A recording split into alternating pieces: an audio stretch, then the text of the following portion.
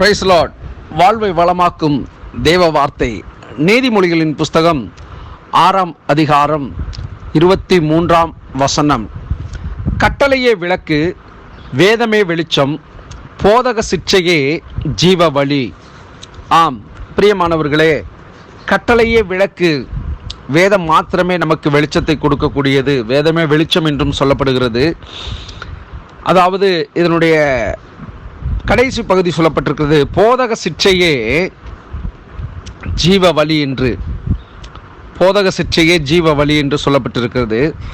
ஆகவே இந்த நாளிலே நீதிமொழிகளிலே 10ஆம் அதிகாரம் 17ஆம் வசனம் இப்படியாய் சொல்லுகிறது, புத்திமதிகளை காத்துக்கொள்கிறவன் ஜீவ வழியில் இருக்கிறான், தண்டனையை வெறுக்கிறவனோ மோசம் போகிறான் என்று சொல்லப்பட்டிருக்கிறது. இதனுடைய சாராம்சமாக சொல்ல வேண்டிய காரியம், போதக சிற்சையே ஜீவ வழி.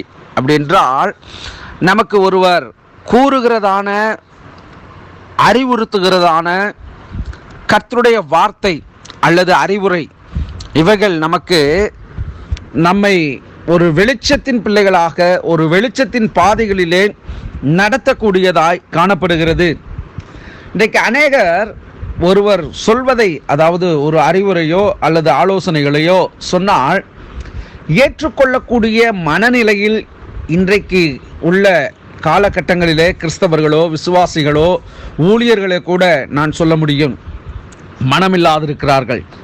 ஆனால் வேதம் சொல்லுகிறது, போதக சிற்சையோ ஜீவ வழி என்று சொல்லி, புத்திமதிகளை காத்துக்கொள்கிறவன் ஜீவ வழியில் இருக்கிறான் என்று சொல்லப்பட்டிருக்கிறது. அதாவது நமக்கு புத்திமதிகளை சொல்லுகிற காரியங்கள் அல்லது புத்திமதிகளை விரும்புகிறவர்கள் தங்களுடைய வாழ்விலே ஒரு மேன்மையை அடையக்கூடிய நபர்களாக இருக்கிறார்கள். ஆலோசனை இல்லாத இடத்தில் ஜனங்கள் சீர்கெட்டு போவார்கள் என்று சொல்லப்பட்டிருக்கிறது. ஆலோசனைகள், புத்திமதிகள் இவைகளெல்லாம் ஒரே காரியங்களை குறிக்கக்கூடியதாக இருக்கிறது.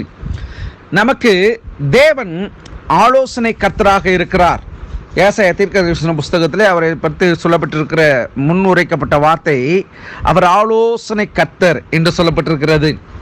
அப்போ ஆலோசனை கர்த்தர் என்று சொன்னால் நாம் நடக்க வேண்டிய வழியை காட்டுகிறவர், நமக்கு அறிவுரைகளை புத்திமதிகளை சொல்லுகிறவர்.